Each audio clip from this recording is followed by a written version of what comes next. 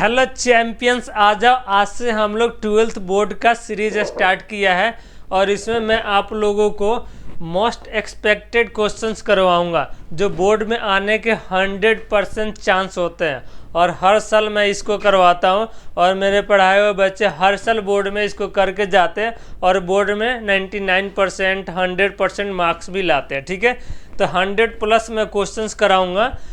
Total अपने पास 13 chapter है relation function से लेके, ठीक है ना, एलपीपी और प्रोबेबिलिटी तक मैं आपको क्वेश्चंस कराऊंगा। हर चैप्टर से 10 से 12 मैं क्वेश्चंस करवाऊंगा जो आपके बोर्ड में आने के 100% चांस होगा और आप एग्ज़ाम दे के आना और इससे क्वेश्चन मैच करके देखना। 100% क्वेश्चन मैच करेगा, यहाँ तक का 50% क्वेश्चन का डाटा ABCD 1 2 3 भी मैच करता है, लेकिन 50% क्वेश्चन का 1 2 के जगह 3 4 लिख देगा एग्जामिनर, लेकिन जो कंसेप्ट मैं करा रहा हूँ वही कंसेप्ट एग्जैक्ट रहेगा। फॉर एग्जांपल मैं यूनिट वेक्टर निकालना सिखाऊंगा तो मैं किसी और वेक्टर का निकालूंगा, वहाँ पर वेक्टर चेंज कर देगा लेकिन यूनिट वेक्टर ही पूछेगा। तो मैं तुमको पढ़ाने के साथ साथ तुमको कंसेप्ट भी बताऊंगा, तो इसीलिए कोशिश करोगे कि वीडियो को अच्छे से देखोगे और क्वेश्चन के साथ साथ उस कंसेप्ट को भी लर्न करने की कोशिश करोगे। ठीक है ना, केवल क्वेश्चंस नहीं लर्न करना, कंसेप्ट भी लर्न करना। तो चलो पहला क्वेश्चन स्टार्ट करते हैं। जो पहला लेक्चर है ना वो अपना रिलेशन एंड फंक्शन से मैंने क्वेश्चन सिलेक्ट किया। रिलेशन से 10-12 क्वेश्चन लिया और फंक्शन से 10-12 क्वेश्चन लिया, इतना तो बनता है। उसमें से जो भी एग्जाम में 1-2 क्वेश्चन आएगा डिट्टो उसी के जैसे हूबहू आएंगे। तो चलो ये रहा पहला क्वेश्चन आपके स्क्रीन पे। Option let relation in the set N दे रखा है अपने पास, ठीक है ना, इन द सेट एन दे रखा है रिलेशन अपना, ठीक है ना। और यहाँ पर जो रिलेशन डिफाइंड है वो A, B है और A = B-2 और B greater than 6 होना चाहिए। तो चलो यहाँ से A की वैल्यू निकालते हैं। A = B-2 दिया है और B greater than 6 दिया है, तो 6 के B की वैल्यू हम क्या रखेंगे बताओ सर? 7 एक बार रख देते हैं, तो B की वैल्यू 7 रखेंगे तो ये 5 मिलेगा। यानी पहला अपना वैल्यू आ गया 5,7 रखा था 7, ठीक है ना। अब चेक करो ऑप्शन में कहीं 5,7 दिख रहा नहीं सर। अब मैं क्या करूँगा, B की वैल्यू इसी में मैं B की वैल्यू इस बार ले लेता हूँ, ठीक है ना। इस बार B की वैल्यू मैं ले लेता हूँ, क्या लूँ बताओ? अभी मैंने लिया था 7, अब मैं 8 ले लेता हूँ, तो B की वैल्यू 8 ले लूँगा तो A = 8 - 2 हो जाएगा, यानी A = 6 हो जाएगा। तो B की वैल्यू मैंने क्या लिया था 8 लिया था, ठीक है ना, तो A 6 मिला, तो ये 6,8 हो जाएगा। चेक करो ऑप्शन में है, ये है सर B वाला ऑप्शन। तो अपना B ऑप्शन करेक्ट ऑप्शन है। चलिए नेक्स्ट क्वेश्चन करते हैं, B ऑप्शन करेक्ट है। Let A = 3,5 the number of reflexive relation on set A, यानी A में नंबर ऑफ रिफ्लेक्सिव रिलेशन क्या होगा देखो। तो रिफ्लेक्सिव रिलेशन का अपना फॉर्मूला होता है 2n × n-1। और ये रहा नेक्स्ट क्वेश्चन। और relation R in the set A 1 2 3 is defined as R = ठीक है ना 1 1 1 2 2 2 3 3। Which of the following order pair in R shall be remove to make it an equivalence relation. अब देखो equivalence relation का मतलब क्या होता है? इक्विवेलेंस रिलेशन का मतलब यही होता है कि ये रिफ्लेक्सिव, सिमेट्रिक, ट्रांजिटिव तीनों होना चाहिए। हाँ सर, तीनों होना चाहिए। तो देखो 1 1 है तो इससे क्या होगा, 1 1 है, 2 2 है, 3 3 है, तो ये तो रिफ्लेक्सिव है, ठीक है ना, सिमेट्रिक भी है इनके वजह से। लेकिन 1 2 है, 2 1 नहीं है, 1 2 है, 2 1 नहीं है, तो ये सिमेट्रिक नहीं है, यानी इसके वजह से ये सिमेट्रिक नहीं है। तो इस बेचारे को यदि यहाँ से हटा देंगे तो ये जो अपना रिलेशन है ना इक्विवेलेंस रिलेशन हो जाएगा। तो आंसर क्या आना चाहिए सर? आंसर B हो जाएगा। यहाँ तक क्लियर है सबको? हाँ सर, यहाँ तक क्लियर है। नेक्स्ट देखिए, let the relation R in the set A = ये दे रखा है और x की वैल्यू हम लोग 0 से 12 तक लेंगे। गिवन बाय ये एक रिलेशन दिया है A - B R = A - B is an multiple of 4, यानी ये 4 का मल्टीपल होना चाहिए। एक रिलेशन दिया है A - B is an multiple of 4, then 1 the equivalence class of 1, then 1 की इक्विवेलेंस क्लास बताना। ये जो 1 है ना इसके इक्विवेलेंस क्लास बताना, यानी 1 से क्या क्या यहाँ पे रखेंगे कि वो मल्टीपल ऑफ 4 हो जाएगा। तो देखो 1 - 1 0 होता है, तो 0 मल्टीपल ऑफ 4 हो जाएगा। 1 यहाँ पे फिक्स कर दो और यहाँ पर -1 करो तो ये क्या होता है, 0 होता है। तो 0 क्या होगा, 1 - 1, तो यानी ये 0 आ जाएगा। 0 मल्टीपल ऑफ 4 होता है। फिर 1 माइनस क्या लेंगे, 5 लेंगे, ठीक है ना। तो ये -4 हो जाएगा, ये भी मल्टीपल हो जाएगा। और मॉड है तो मॉड का मतलब आपको पता ही है 4 आ जाएगा, ठीक है ना। तो ये भी मल्टीपल ऑफ 4 हो जाएगा। और क्या लेंगे, 1 - 9 ले लेते हैं। तो 1 - 9 -8 का मॉड होगा तो ये 8 ही होगा, ये भी मल्टीपल ऑफ 4 हो जाएगा, ठीक है। तो ये मल्टीपल ऑफ 4 होता है। क्वेश्चन ऑप्शन कौन सा हो जाएगा, A option is a correct option, ठीक है। चलो नेक्स्ट देखते हैं। The function f R tends to R defined as f(x) = x⁻³ is x⁻³ क्या है, 1 1 है, 1 2 है कि क्या है, इनटू है। तो देखो मैं इसको सबसे पहले ना ग्राफ बना लूँगा, ठीक है ना। अब x⁻³ का ग्राफ ऐसा बनता है, आपको पता ही होगा, ऐसा ही x⁻³ ग्राफ है। तो एक लाइन खींचेंगे x के पैरेलल, तो ये एक ही बार कट करेगा, तो ये हो गया 1 1, ठीक है ना, 1 1 फंक्शन। और देखो इसका रेंज क्या है, सर इसका रेंज -∞ से इन्फिनिटी है, तो इसका रेंज इसके कोडोमेन की इक्वल हो गया, यानी रेंज इक्वल टू कोडोमेन होता है, तो ये ऑन टू होता है। तो 1 1 एंड ऑन टू, 1 1 एंड 1 1 but not into, not 1 1 but not onto, neither 1 1 nor onto, both 1 1 and onto, D option is our correct answer. अब ये कैसे हो रहा है सर, इसके बारे में मैंने डिटेल बना रखा वीडियो, आप प्लेलिस्ट जाके चेक कर सकते हैं। नेक्स्ट देखिए, नेक्स्ट है अपना क्वेश्चन ये, लेट a = 1 2 3 दे रखा है यहाँ पे, एंड b = ये है, यानी ये डोमेन है, ये को डोमेन है, ठीक है ना। a एक फंक्शन दे रखा 1 4 2 5 3 6, b a function from a to b based on the given information f is best defined as, f क्या क्या है, ठीक है ना। सर्जेक्टिव और इंजेक्टिव और बाइजेक्टिव, आपको पता होगा 1 1 को इंजेक्टिव बोलते हैं और ऑनटू को सर्जेक्टिव बोलते हैं, और 1 1 ऑनटू दोनों हो जाता है तो उसको बाइजेक्टिव बोलते हैं, ठीक है ना। इस नाम को आपको याद होना चाहिए क्योंकि इसके दो नाम होते हैं। तो चलो मैं सबसे पहले ना मैं यहाँ पे बॉक्स बना लेता हूँ एक बार, फिर उसके बाद मैं इनको थोड़ा सा वो करता हूँ, ठीक है ना। तो एक मैं इधर बना लिया, ठीक है ना, और एक मैं इधर बना लिया, ठीक है ना। ये 2 मैंने बॉक्स बना लिया। अब इसमें मैं क्या करूँगा, जो भी अपना सेट दे रखा यहाँ पे ए दे रखा और यहाँ पे बी दे रखा। ए में क्या दे रखा 1 2 3, और बी में क्या दे रखा 4 5 6 7। और देखो 1 से किसको मिलाएंगे सर, 4 को। तो चलो 1 से 4 को मिलाते हैं एक बार, 1 से 4 को मिलाएंगे। तो चलो 1 से 4 को मिलाते हैं, इस 1 से इस 4 को मिला देंगे, ठीक है। और 2 से 5 को मिलाना, चलो 2 से 5 को मैच करते हैं, 2 से 5 को मैच कर दिया। और 3 से 6 को करना सर, 3 से 6 को कर दिया, बस इतना ही करना है ना। हाँ सर इतना ही करना। अब मुझे बताओ, एक एलिमेंट से एक ही एलिमेंट का मैचिंग हो रहा है, तो each element of set A related to each element of set B, ठीक है ना।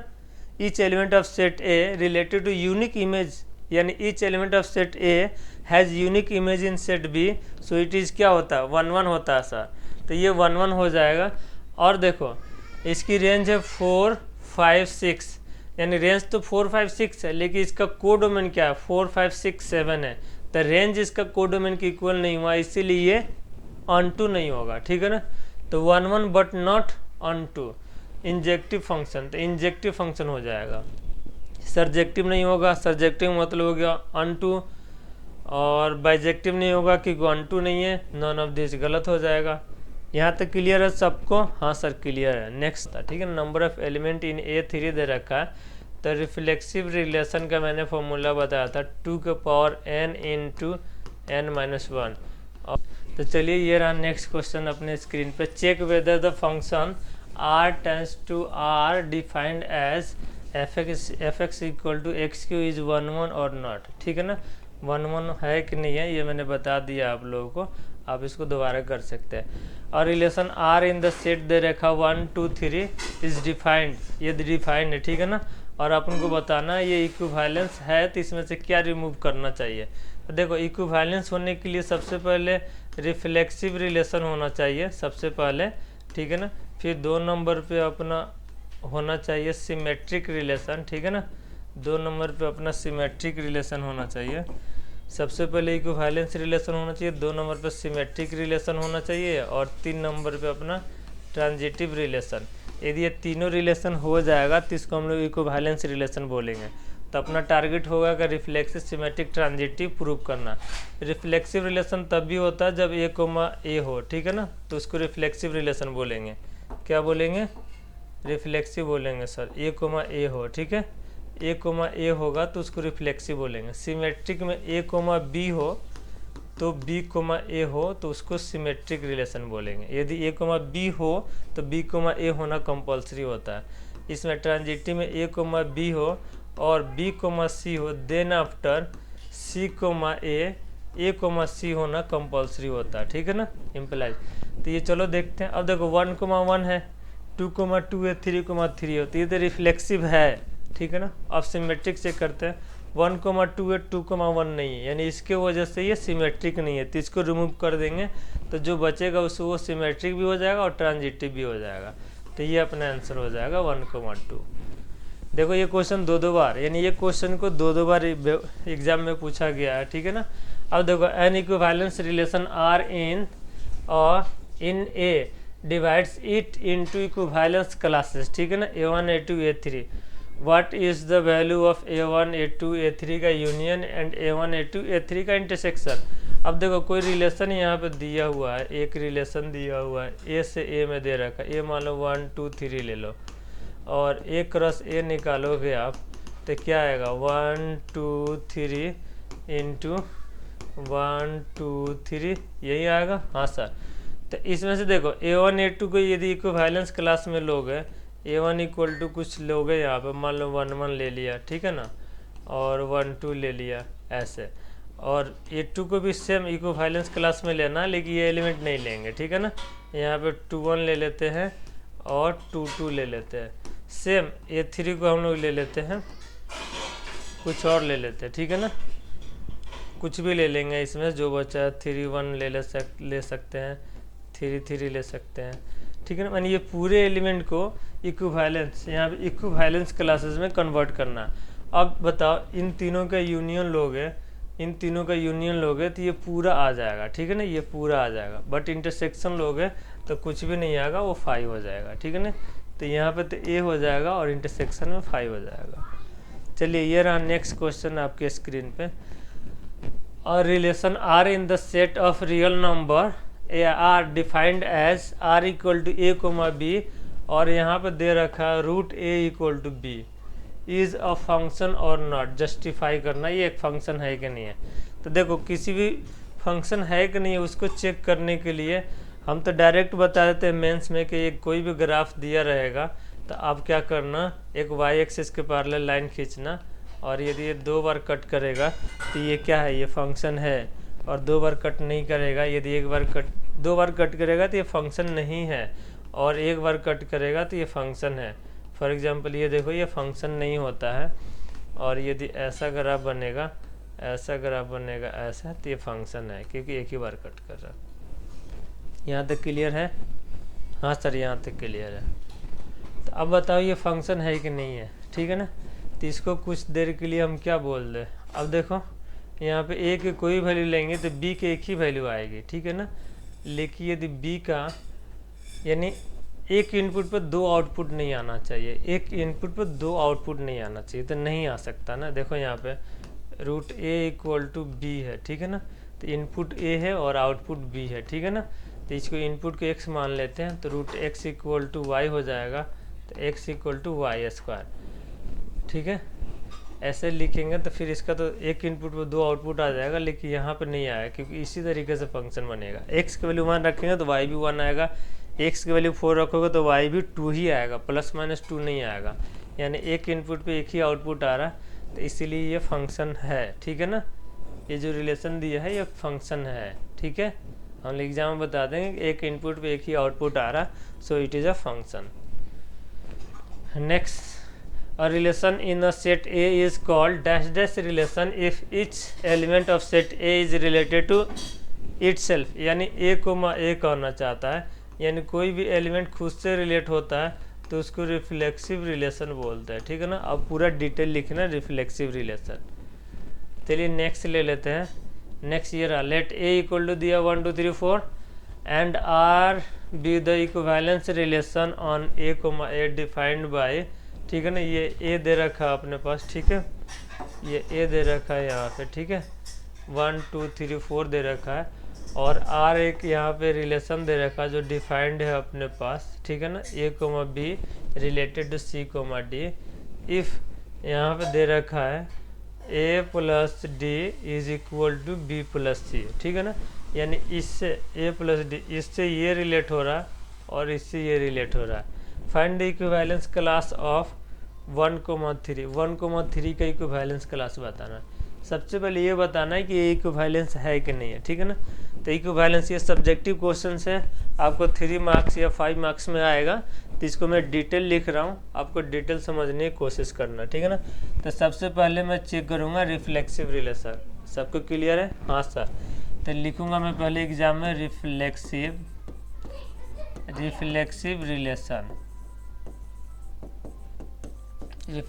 रिलेशन, और इसका कंडीशन भी लिखना होता है। कंडीशन लिखना नहीं भूलना होता, ठीक है ना। ए रिलेटिव टू ए, ठीक है ना, ये हुआ रिफ्लेक्सिव रिलेशन अपना, ठीक है। यहाँ तक क्लियर है सबको? हाँ सर।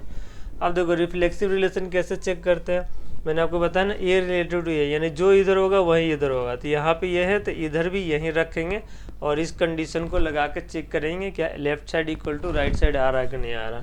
तो मैं लिखूँगा ए कोमा बी, ठीक है, related to C comma D, ठीक है। यहाँ तक क्लियर है? हाँ सर। इज इम्प्लाइज ये दिया हुआ है A plus D is equal to B plus C, यहाँ पे लिखेंगे गिवन लिखेंगे, ठीक है। यहाँ तक क्लियर? हाँ सर। अब देखो मैं यहाँ पे लिखूँगा ए कोमा बी रिलेटेड टू, यहाँ पे अगेन लिखूँगा ए कोमा बी इम्प्लाइज।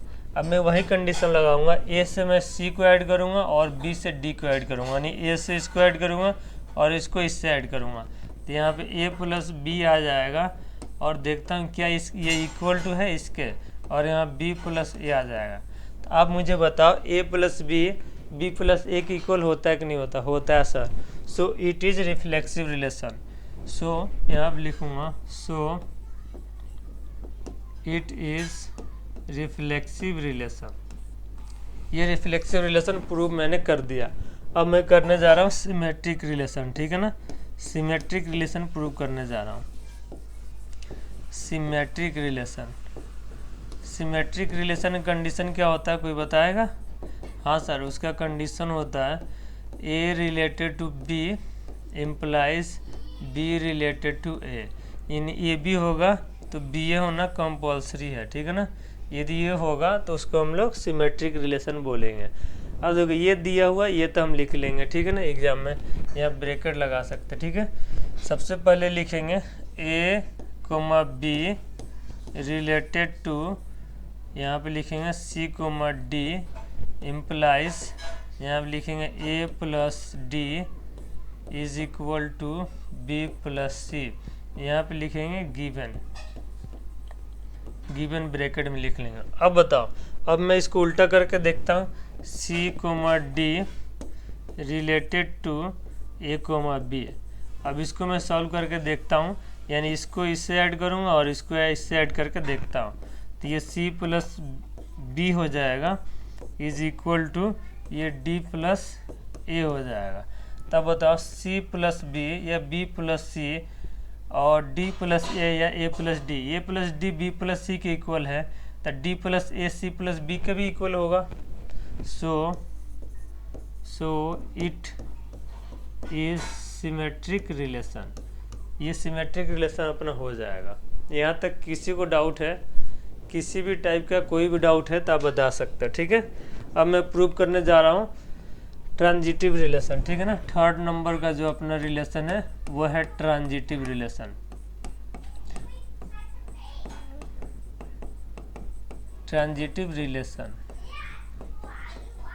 ठीक है ना। इसका कंडीशन क्या होता है, कोई बताएगा?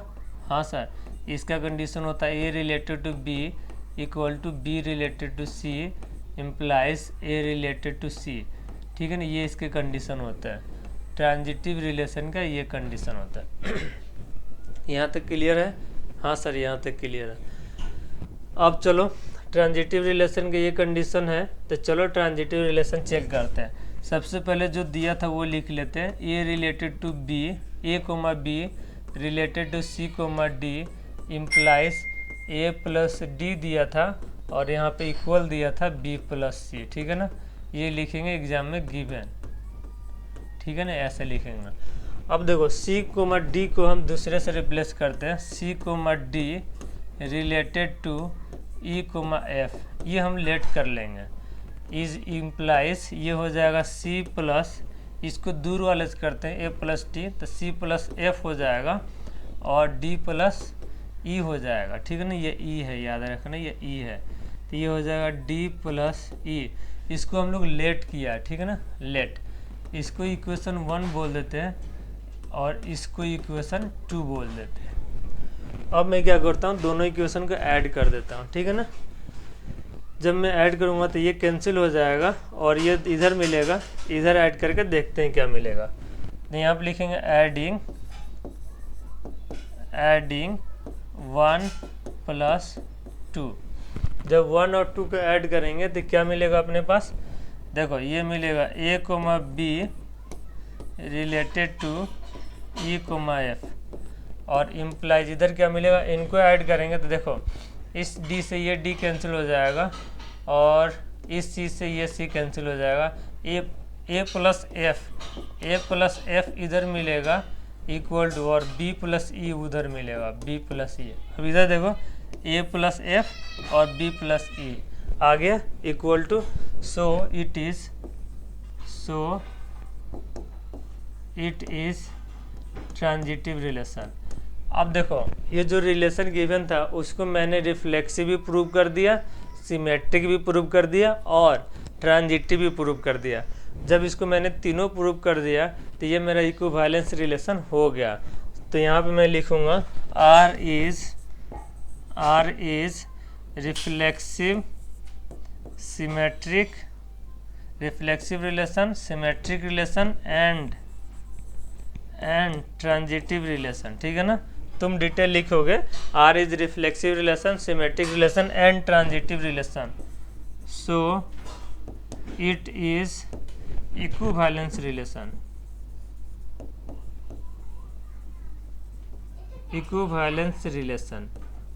ये इक्विवेलेंस रिलेशन प्रूव हो गया। अब हम लोग को इक्विवेलेंस क्लास निकालनी थी 1, चलो एक बार देख लेते हैं।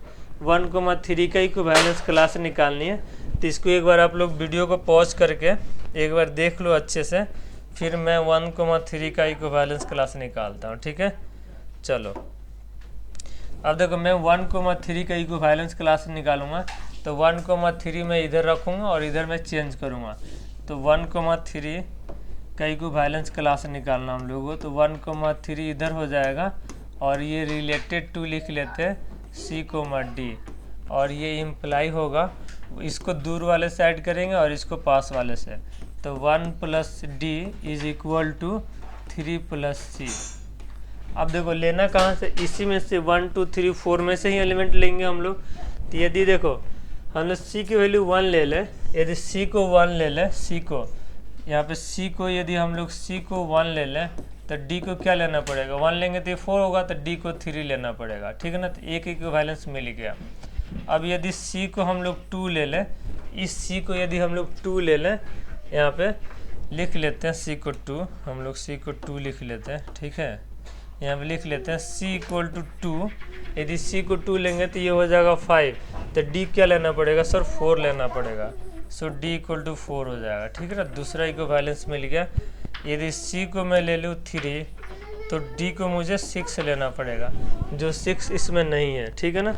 6 नहीं 5 लेना पड़ेगा, ठीक है ना, 5 लेना पड़ेगा, जो 5 इसमें नहीं है, 4 तक ही है, तो ये मेरा रिजेक्ट हो जाएगा।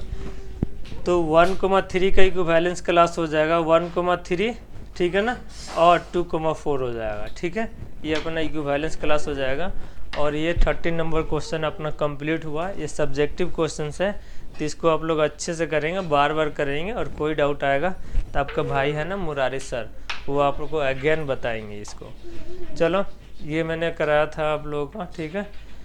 चलो ये ना नेक्स्ट क्वेश्चन कर, if r is equal to a, aq, a is an prime number less than 5, be a relation, then find the range of r के रेंज निकालना। प्राइम नंबर क्या होता है, कोई बताएगा?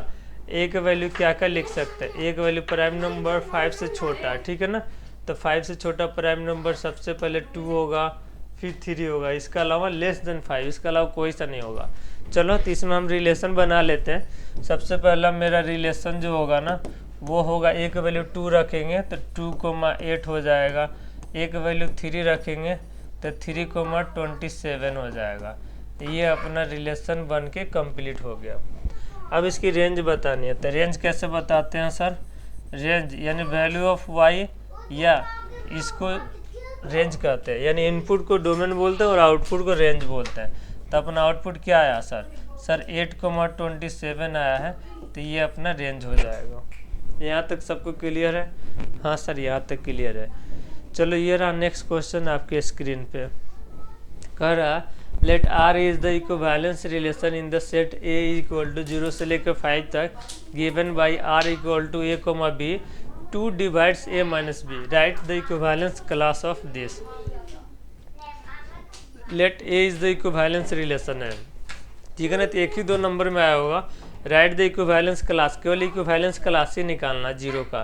तो यहाँ पे मैं 0 फिट कर दूंगा और मैं 2 डिवाइड्स a माइनस बी, यानी 2 a माइनस बी को डिवाइड करता है, ठीक है ना। 2 जो है ना a माइनस बी को डिवाइड कर रहा है, यानी a माइनस बी अपॉन 2, ठीक है। तो a को मैं 0 रख दूंगा, a इक्वल टू 0 रख दूंगा, और बताओ b इक्वल टू क्या रखूँ कि 2 डिवाइड कर दे उसको। तो सबसे पहले 0 लेना पड़ेगा, फिर a को मैं ले लूँगा 0 ही लूँगा अगेन, क्योंकि 0 का ही को बैलेंस क्लास निकालना है। और यदि b को मैं 1 लूँगा तो 0 माइनस 1 1 आएगा, 1 2 को डिवाइड नहीं करेगा। 2 ले लूँगा तो 0 माइनस 2 2 ही आएगा, माइनस 2 तो डिवाइड कर देगा, ठीक है। और a को अगेन मैं 0 लूँगा, तो b को क्या लेना, 2 ले लिया, 3 लूँगा तो नहीं करेगा, 4 लेना पड़ेगा, तो b इक्वल टू 4 हो जाएगा, और 5 से नहीं होगा। तो 0 का इक्विवेलेंस क्लास हो जाएगा अपना, 0 का इक्विवेलेंस क्लास हो जाएगा 0, 2 और 4। So this is our answer. यहाँ तक क्लियर है सबको? हाँ सर यहाँ तक क्लियर है। चलो ये रहा नेक्स्ट क्वेश्चन आपके स्क्रीन पे। तो चलिए इस क्वेश्चन को अटेम्प्ट करते हैं। इस क्वेश्चन को कैसे अटेम्प्ट करेंगे? ये बोल रहा find the range of the following relation. ये जो रिलेशन दिया और नेचुरल नंबर के अंदर से रेंज निकालना, ठीक है ना। ये अपने पास एक रिलेशन दे रखा है यहाँ पे, ठीक है, और नेचुरल नंबर के अंदर से निकालना है। ये रिलेशन अपने पास दे रखा है, ठीक है ना, और यहाँ पे नेचुरल नंबर दे रखा है, ये भी ध्यान रखना है। तो सबसे पहले मैं यहाँ पे जो रिलेशन दिया उसको लिख लेता हूँ, x plus 2y equal to 8। So x is equal to 8 minus में 2y लिख लिया।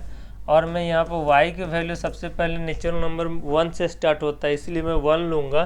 तो x का मेरा जो वैल्यू मिलेगा 8 माइनस 2 इज इक्वल टू 6, यानी मेरा पहला आउटपुट हो जाएगा 6,1, ठीक है। अब मैं लूँगा y इक्वल टू 2, तो x की वैल्यू मेरा हो जाएगा 8 माइनस 4, यानी x इज इक्वल टू 4 हो जाएगा। तो मेरा आउटपुट हो जाएगा 4,2। अब मैं नेक्स्ट लिखूँगा यहाँ पे y इक्वल टू 2 ले लिया, अब लूँगा y इक्वल टू 3, तो मेरा x हो जाएगा, x की वैल्यू मिलेगा यहाँ पे 8 माइनस 6, यानी x इज इक्वल टू 2, यानी 2,3, ठीक है। ये मेरा हो गया अपना जो भी रिलेशन है वो मैंने बना लिया, ठीक है ना।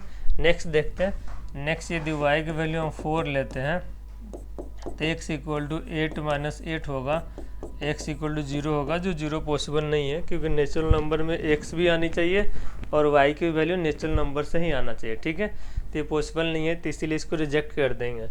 तो अपना रिलेशन जो बना था उसको एक बार लिख लेते हैं। जो अपना रिलेशन बना था, सबसे पहला रिलेशन 4,2, तो यहाँ पे 4,2 लिख लेते हैं। फिर नेक्स्ट रिलेशन 6,1 लिख लेते हैं, सबसे पहले 6,1 लिखना चाहिए, 6,1 लिख लेते हैं। फिर अपना 2,3 लिख लेते हैं यहाँ पे, तो 2,3 लिख लेते हैं, ठीक है ना। अब देखो यहाँ पे केवल रेंज पूछा है, तो जो रेंज है ना वो अपना यहाँ पे रेंज लिख देता हूँ किसी किसी एग्जाम में ना डोमेन भी पूछ सकता है। जो रेंज होगा ना अपना वो होगा 2, ये लास्ट वाले एलिमेंट को रेंज बोलते हैं, 2, 1, 3, ठीक है ना। और जो डोमेन होगा ना अपना डोमेन, जो डोमेन होगा ना वो अपना होगा 4, 6, 2, ये अपना डोमेन हो जाएगा। क्लियर। यहाँ पे रेंज पूछा तो केवल आपको रेंज ही निकालना, ठीक है ना, एक्स्ट्रा मेहनत नहीं करना क्योंकि उसकी नंबर नहीं मिलेगी। चलिए ये रहा नेक्स्ट क्वेश्चन आपके स्क्रीन पे। कह रहा if a is equal to 1, 2, 3, b equal to 4, 5, 6, 7 and f equal to ये दे रखा is a function from a to b, state whether f is 1, 1 और नॉट। ये मैंने बता रखा है, इस टाइप के क्वेश्चन आप कर सकते हैं, आराम से कर सकते हैं, जाके अटेम्प्ट करिए। स्टार्टिंग के क्वेश्चन मैंने बताया था, इसी टाइप का था, सिमिलर क्वेश्चन था। Next, if a function a से b दे रखा define as f(x) equal to 2x, यहाँ पे f(x) is equal to 2x दे रखा है, ये फंक्शन है, is both 1, 1 and on 2. If a equal to 1, 2, 3, 4, then find the set of value of b. यानी 1, 1 on 2 दोनों है तो set of value of b बताना है, यानी इसका जो रेंज आएगा वही b होगा। on 2 का मतलब होता है रेंज जो आएगा वो b होना चाहिए। तो चलिए f(x) इक्वल टू अपना जो दे रखा वो लिख लेते हैं 2x, ठीक है ना। अब x की वैल्यू हम 1 डालेंगे सबसे पहले, x इक्वल टू 1, तो ये f1 हो जाएगा, ये 2, फिर x की वैल्यू में 2 डालूंगा तो ये f(x) क्या आएगा 4, फिर x की वैल्यू में 3 डालूंगा तो f(x) क्या आएगा सर 6, फिर x की वैल्यू में 4 डालूंगा तो f(x) क्या आएगा सर 8 आएगा, ठीक है। तो अपना जो इसका रेंज हो जाएगा ना वो होगा अपना range is equal to, range अपना क्या आएगा, सबसे पहले क्या आया था 2, 4, 6, 8, यानी 2, 4, 6, 8, ये अपना रेंज आया था। तो b अपना क्या होना चाहिए आपको पता है, for onto function range is equal to क्या होना चाहिए, range is equal to codomain, ठीक है ना, यही होना चाहिए। हाँ सर कोडोमेन होना चाहिए। तो रेंज a है तो b अपना जो सेट होगा ना वो यही हो जाएगा 2, 4, 6, 8। कॉपी कर लीजिए इसको।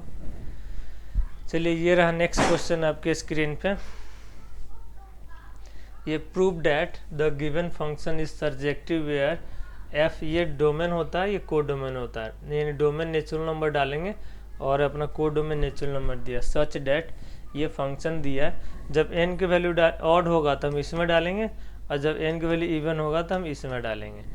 Is the function injective, justify your answer. ये बोल रहा है क्या ये जो फंक्शन है वो इंजेक्टिव है क्या, अब बताइए आंसर। ठीक, इंजेक्टिव का मतलब क्या होता है 1, 1, केवल 1, 1 चेक करना। Prove that the function f is surjective, surjective भी चेक करना। सर्जेक्टिव का मतलब क्या होता है सर ऑन टू होता है, सर्जेक्टिव भी चेक करना और ये भी बताना है कि ये इंजेक्टिव है क्या। तो चलिए सबसे पहले मैं 2 गोले बनाता हूँ यहाँ पे, ठीक है ना। आपको पता होगा कि इसमें गोले बनाना पड़ता है, ये गोला बहुत ही बड़ा हो गया तो इसको मैं पहले कर देता हूँ रिजेक्ट, ठीक है ना। मैं गोले बनाऊंगा लेकिन गोला मेरा इस टाइप का होने चाहिए, ठीक है ना। चलिए ये रहा अपना पहला गोला, थोड़ा सा गोले को बड़ा कर देता हूँ, ठीक है। और ये रहा मेरा दूसरा गोला, ठीक है। यहाँ तक क्लियर। हाँ सर। अब देखो नेचुरल नंबर है तो नेचुरल नंबर यहाँ पे लिख लेते हैं a और यहाँ पे लिख लेते हैं b, ठीक है ना। Natural number 1, 2, 3, 4, 5, 6, 7 so on.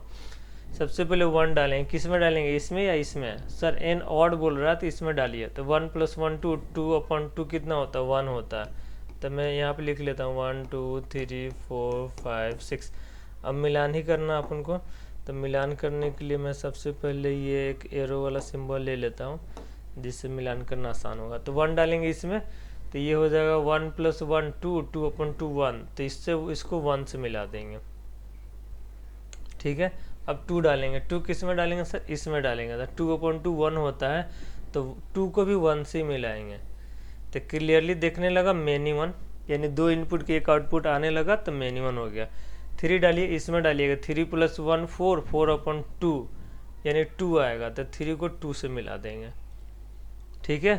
4 डालेंगे इसमें 4/4 2 आएगा तो इसको भी 2 से मिलाएंगे। यानी क्लियरली दिख रहा है अपना जो रेंज आएगा वो 1, 2, 3, 4, 5, 6, यानी रेंज तो पूरा नेचुरल नंबर आएगा। ठीक है, बट एक एलिमेंट से दो एलिमेंट का मैचिंग हो रहा है तो ये 1 1 नहीं होके, यानी इंजेक्टिव ना होकर ये मैनी वन हो जाएगा। ठीक है, तो इसको कैसे लिखेंगे, लिखेंगे range of f x is 1, 2, 3, 4, dash. ठीक है, अब नीचे लिखेंगे range of f x is equal to codomain, range of f x is equal to codomain of f x, so it is onto function. ठीक है ना, ये क्या हो गया, ऑनटू फंक्शन हो गया। 1 1 है कि नहीं है, इसको कैसे लिखेंगे, देखो 1 1 नहीं होगा क्योंकि more than one element has unique image in a set B. ठीक है ना, यहाँ पे लिखेंगे फॉर 1 1 के लिए आगे स्लाइड चेंज कर लेते हैं, लिखेंगे more than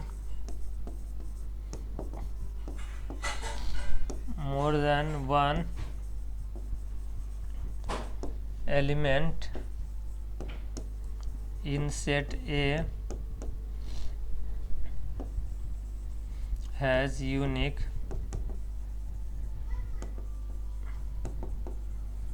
image in set B। ठीक है, so it is not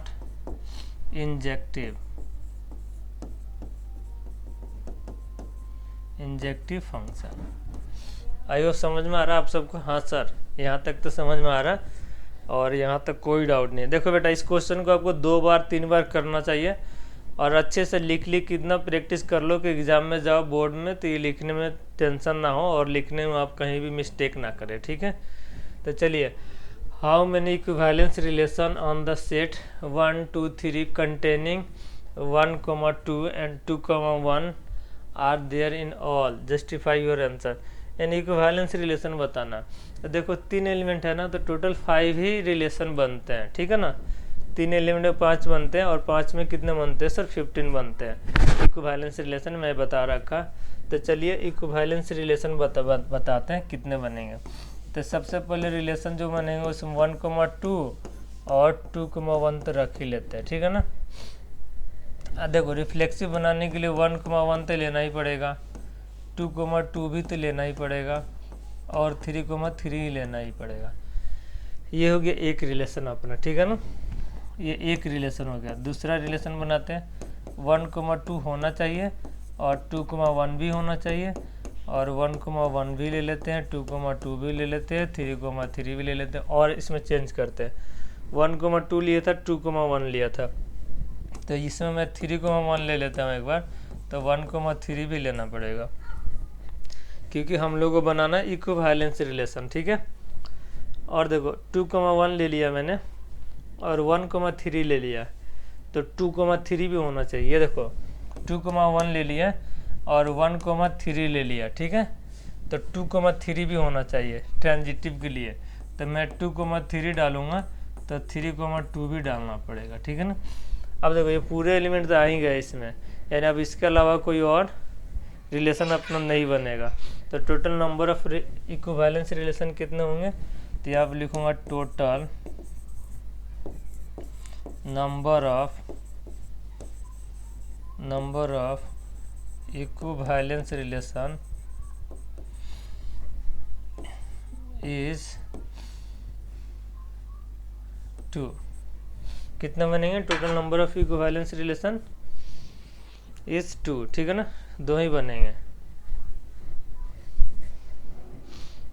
चलो नेक्स्ट देखते हैं, check whether the relation are in the set z of integer defined as r. एक रिलेशन दिया है यहाँ पे, जेड में से लेना है। ठीक है ना, एक रिलेशन यहाँ पे आर दे रखा है अपने पास। ठीक है ना, आर एक रिलेशन दे रखा है, A plus B is divisible by 2, यानी ए प्लस बी को 2 डिवाइड कर रहा है। इज रिफ्लेक्सिव, सिमेट्रिक और transitive, right the equivalence class of 0। यानी जीरो की इक्विवेलेंस क्लास भी निकालना है। R in the set Z, Z means integer लेना, ठीक है ना। A plus B is divisible by 2, तो चलो चेक करते हैं। A plus B is divisible by 2 कहना चाहता है, तो सबसे पहले मैं लिखूंगा रिफ्लेक्सिव रिलेशन। क्या लिखूंगा? Reflexive relation.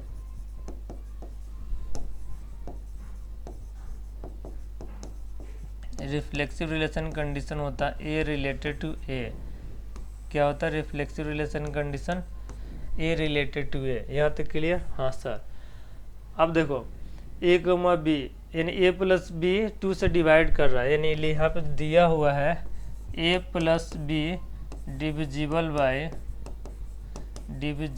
Bye 2 given. यहाँ पे लिख लेंगे गिवन ब्रैकेट में।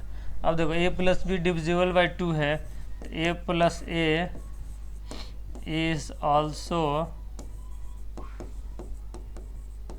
divisible by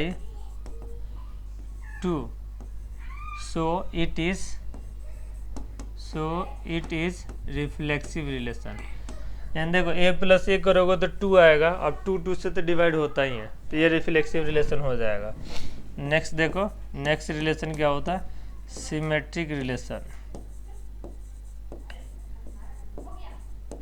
symmetric relation, symmetric relation condition क्या होता है? सर सिमेट्रिक रिलेशन का कंडीशन होता है A related to B implies B related to A. ये सिमेट्रिक रिलेशन का कंडीशन होता है, ठीक है। तो अब देखो ये दिया हुआ है, तो इसको मैं हूबहू कॉपी पेस्ट करूँगा। A plus B divisible by divisible by 2, यहाँ पे लिखूंगा गिवन, ठीक है। अब देखो A plus B divisible by 2 है, ठीक है ना। So B plus A is also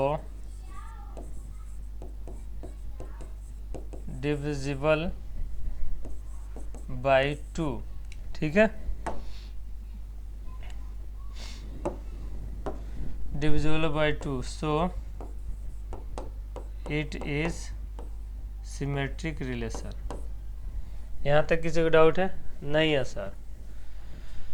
next transitive relation prove करते हैं।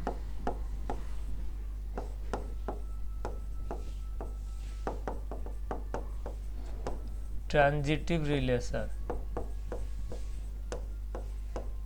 क्या होता है इसका कंडीशन? सर इसका कंडीशन होता है A related to B, B related to C implies A related to C. यहाँ तक क्लियर? हाँ सर। ये है ट्रांजिटिव रिलेशन। चलिए चेक करते हैं अपने को क्या दिया है।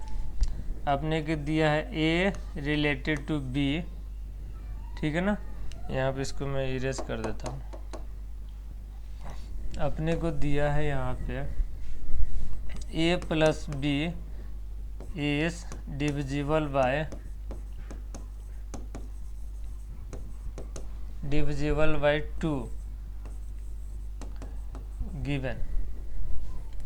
यहाँ पे लिखेंगे B plus C is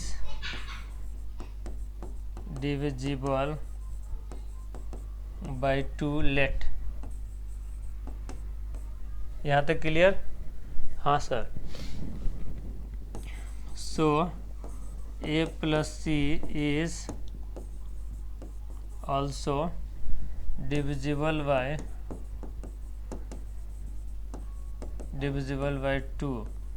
so कैसे होगा ए प्लस सी? अब देखो यहाँ कोई भी नंबर लोगे, जैसे मान लो 1 प्लस 3 लिया तो 2 से डिवाइड होगा। 3 प्लस क्या लोगे बताओ? सर 3 प्लस ले लेते 5 होगा डिवाइड 2 से। हाँ सर, तो 1 प्लस 5 भी होगा 2 से डिवाइड। कोई भी एग्जाम्पल लोगे तो ये 2 से डिवाइड होगा ही होगा, ठीक है। तो इस तरह के एग्जाम्पल भी आप दिखा सकते हो। अभी मैं लेके दिख देता हूँ आपको example. So it is transitive relation. यहाँ पे लिखोगे फॉर एग्जाम्पल, यहाँ पे लिखोगे 1 प्लस 3 डिविजिबल बाय 2, ठीक है। यहाँ पे लोग equal to 3 + 5 divisible by 2, so 1 + 5 is also divisible by 2। ऐसे लिख के दिखा सकते हो, या ऐसा नहीं दिखाना चाहते हो तो उसके लिए और भी अपने पास तरीके हैं दिखाने का। उसके जो तरीके हैं वो ये रहे। यहाँ पे ऐसे लिख लेना A, B, B, C and C, क्या लिखो, A, C लिखना है, ठीक है, A, C, ठीक है। तो इसको वैल्यू ले लेना 1, 3 ले लेना, ये 3, 5 ले लेना, और यहाँ पे लिख लेना एंड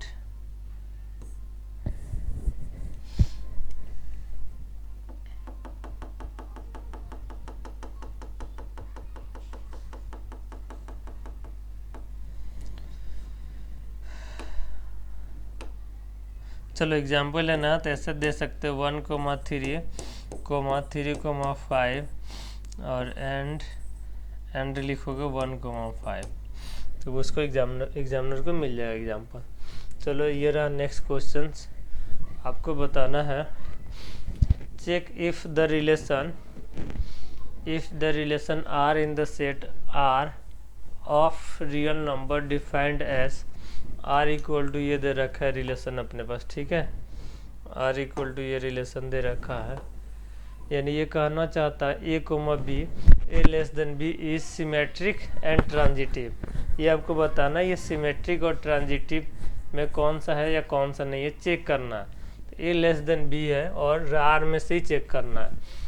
तो चलो रिफ्लेक्सिव चेक करते हैं, रिफ्लेक्सिव नहीं, सिमेट्रिक और ट्रांजिटिव। तो सिमेट्रिक लिख रखा है, इसको सबसे पहले कंडीशन में लिख दूंगा A related to B implies B related to A। तो हम लोग को बताना है ये सिमेट्रिक है कि नहीं है, ठीक है। तो A लेस देन B है, तो कैसे चेक करेंगे, अब देखो A less than B given, यहाँ पे लिख देंगे गिवन, ठीक है ना। यहाँ पे लिखेंगे A less than A not possible, so it is not symmetric relation।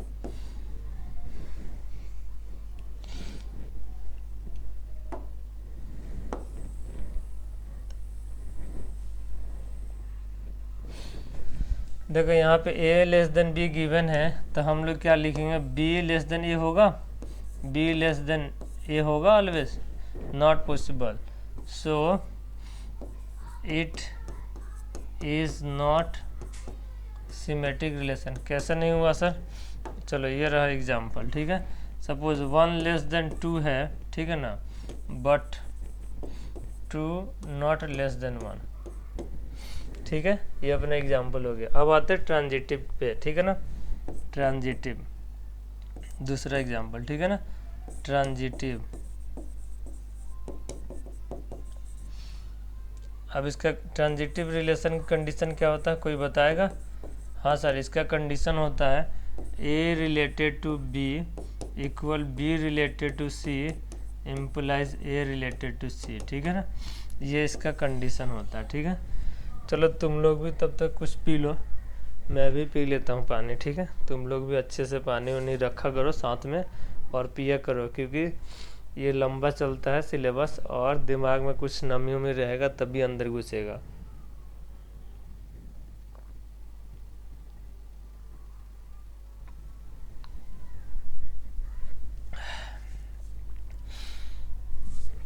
यहाँ तक क्लियर है सबका? हाँ सर, यहाँ तक क्लियर है। तो चलो ट्रांजिटिव रिलेशन प्रूव करते हैं। अब बता A लेस देन B है और B लेस देन C है, मान लो, तो A लेस देन C होगा हमेशा। देखते हैं, ये देखो A लेस देन B है, यहाँ पे गिवन, ठीक है। अब मान लेते हैं हम लोग B less than C late.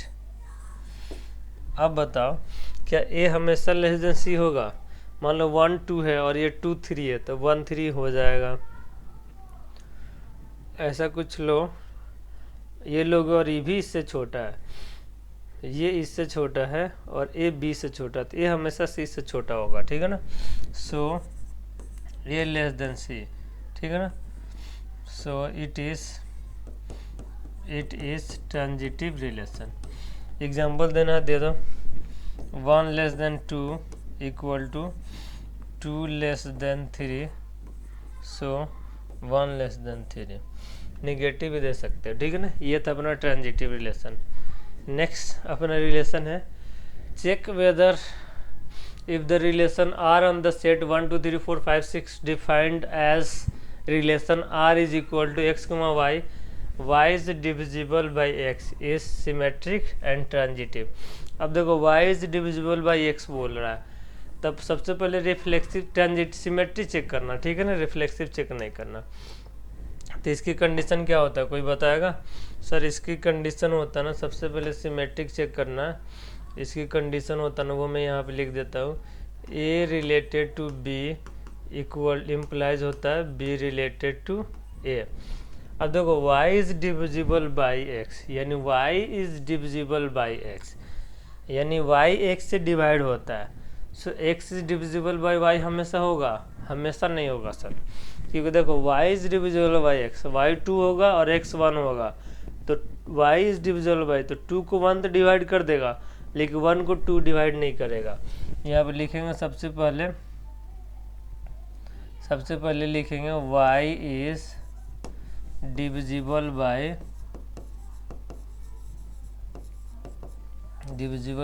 x given, but x is not always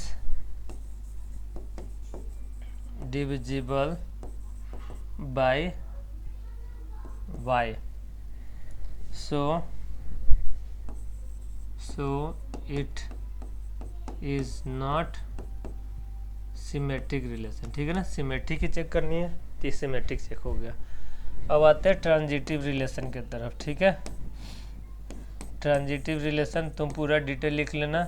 A related to B equal to B related to C implies A related to C. यहाँ तक क्लियर? हाँ सर। अब मुझे बताओ यहाँ पे y is divisible by x given है, ठीक है ना। y is divisible by x given, ठीक है। एंड रिलेट कर लेंगे x is divisible bye z, ठीक है ना। यहाँ पे लिख दिया लेट, यानी ये लेट किया गया, ये गिवन है, ठीक है ना। अब बताओ y को x डिवाइड कर रहा है और x को z डिवाइड कर रहा है, तो y को z भी करेगा। सो y is also divisible by z, ठीक है ना। Therefore it is transitive relation. ये हो गया अपना ट्रांजिटिव रिलेशन। यहाँ तो कोई डाउट है आप सबको? नहीं है सर, कोई डाउट नहीं है।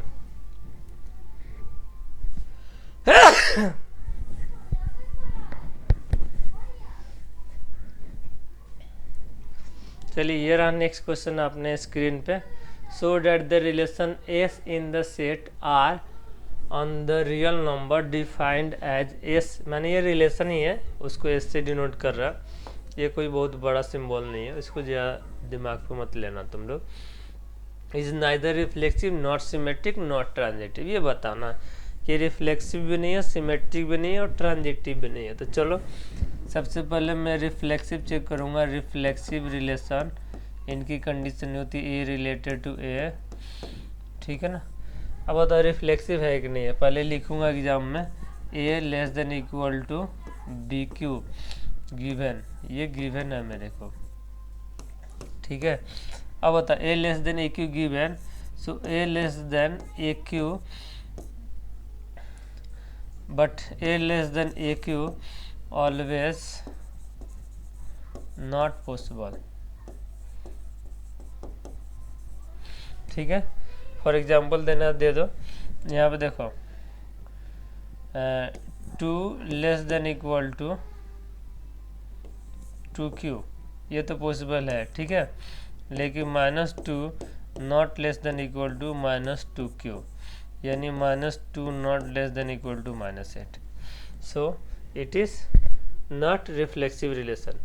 अब आते हैं हम लोग नेक्स्ट टाइप के रिलेशन जो है वो सिमेट्रिक रिलेशन पे, ठीक है ना। सिमेट्रिक रिलेशन पे आते हैं। इससे कंडीशन होता है A related to B implies B related to A. यहाँ तक क्लियर है? हाँ सर। अब देखो ये दिया हुआ A less than equal to B Q, यहाँ पे लिखेंगे A less than equal to B Q given, ठीक है ना। But B less than A Q always not possible. Example ले लो, देखो 1 लेस देन क्या है इक्वल टू 2q है, but 2 less not less than equal to 1q, so it is not symmetric relation. यहाँ तक क्लियर है? हाँ सर। नेक्स्ट जो रिलेशन है अपना वो है ट्रांजिटिव रिलेशन, ठीक है। ट्रांजिटिव रिलेशन, तो इसका कंडीशन क्या है, A related to B equal to B related to C implies A related to C. यहाँ तक क्लियर? हाँ सर। यह है ट्रांजिटिव रिलेशन। कंडीशन क्या होता है यहाँ पे, यहाँ पे A less than equal to B Q given, ठीक है, और B less than equal to C Q let, ठीक है। So A less than equal to C Q always not possible,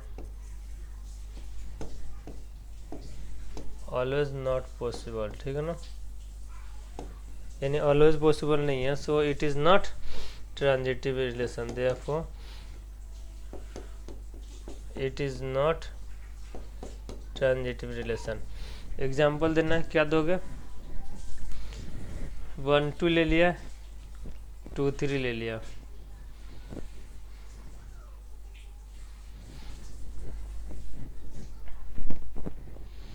कोई एग्जाम्पल ले लो, नेगेटिव पॉजिटिव एग्जाम्पल लेके इसको learn कर लेना, ठीक है। खासकर इसके example 1/2 less than equal to 3/4 होता है, ठीक है। 2/3 लिख लेते, ठीक है।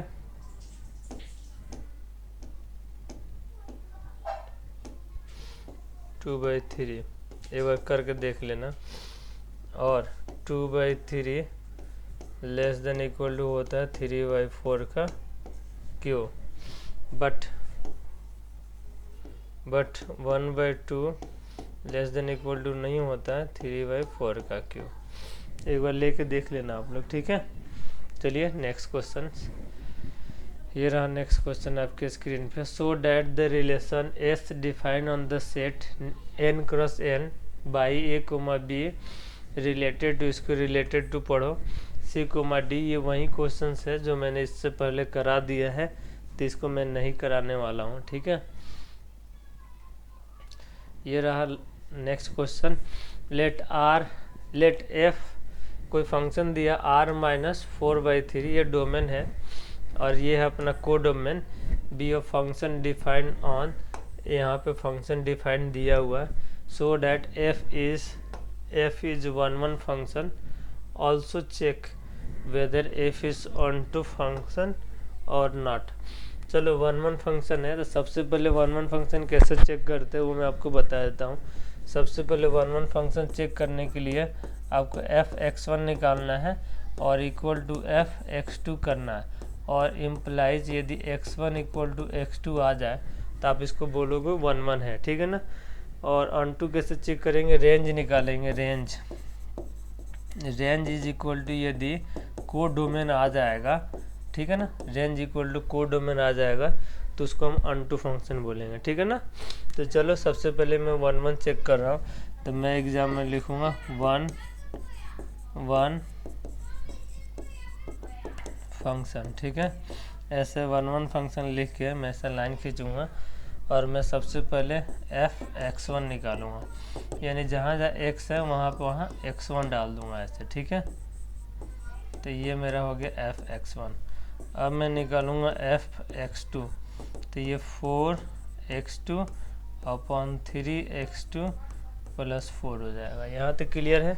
मैं इस कंडीशन को लगाऊंगा, चलो इधर लगा देते हैं, ठीक है ना। इस कंडीशन की इधर जगह है अपने पास। यहाँ तक क्लियर है सबको? हाँ सर है। इधर लगा देते, ठीक है। दिख रहा है सबको? हाँ सर दिख रहा है। तो यहाँ पे लिखूँगा 4x1 upon 3x1 plus 4 is equal to 4x2 upon 3x2 plus 4। अब क्रॉस मल्टीप्लाई करते हैं, इसको इसे करेंगे तो 12x1 x2 हो जाएगा प्लस 16x1 हो जाएगा, और ये 12x1 x2 हो जाएगा और प्लस 16x2 हो जाएगा। अब देखो इससे तो ये कैंसिल हो ही जाएगा, और 16x1 इक्वल टू 16x2 हो जाएगा, इससे ये भी कैंसिल हो जाएगा। तो x1 इक्वल टू x2 आ गया।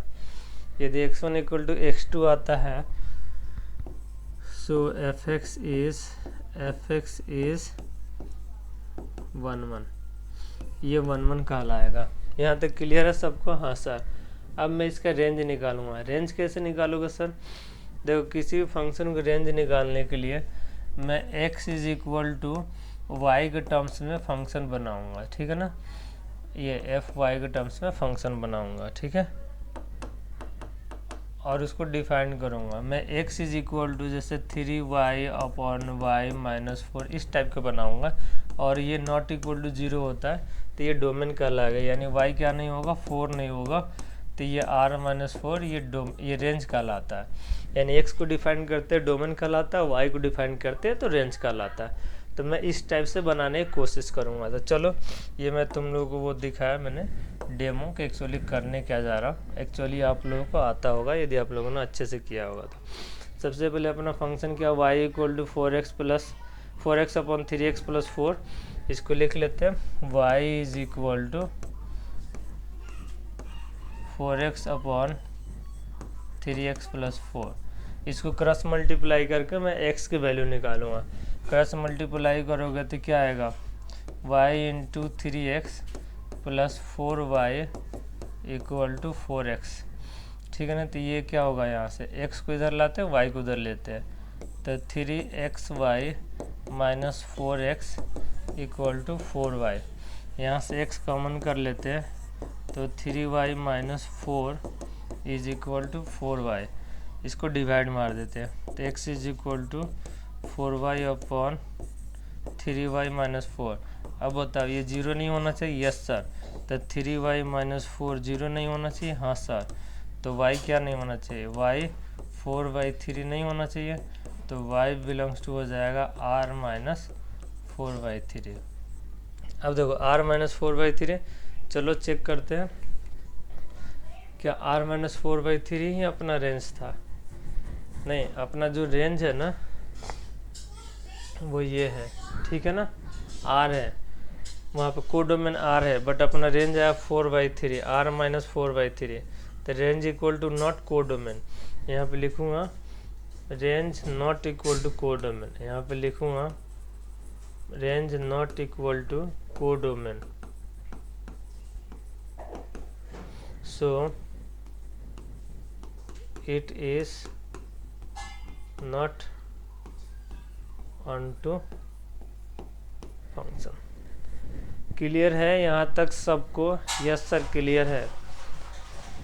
तो चलिए ये रहा अपना lecture number 1 relation and function का। मैं मोस्ट इम्पॉर्टेंट और एक्सपेक्टेड क्वेश्चंस करवाया है।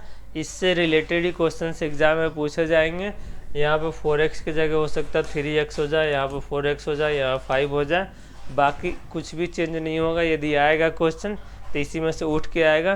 तो आप लोग कोशिश करेंगे कि जो मैं क्वेश्चंस कराया हूँ उसको कम से कम 2 बार करेंगे, एक बार नहीं 2 बार, क्योंकि एक बार में इंसान 50 to 60% ही दिमाग में रख सकता है। दोबारा करेगा तो 80 to 90% उसको स्टोर करके आराम से एग्ज़ाम में जाइए। बट केवल डाटा चेंज होगा, करने का पैटर्न सेम होगा। तो आपको पैटर्न को लर्न करना है कि सर ने कैसे किया, और एग्जैक्ट मैं उतना ही स्टेप लिखा जितना मिनिमम रिक्वायरमेंट होता है। इससे यदि कम लिखेंगे तो आपका मार्क्स कटेगा, और इससे ज़्यादा लिखेंगे तो गलत होने का चांस रहेगा। तो उतना ही लिखें, जिससे ना ज़्यादा लिखेंगे तो गलत होने के चांस होगी, कम लिखेंगे तो स्टेप कम होगी तो नंबर कटेगा। तो मिनिमम से मिनिमम स्टेप लिखने की कोशिश करें।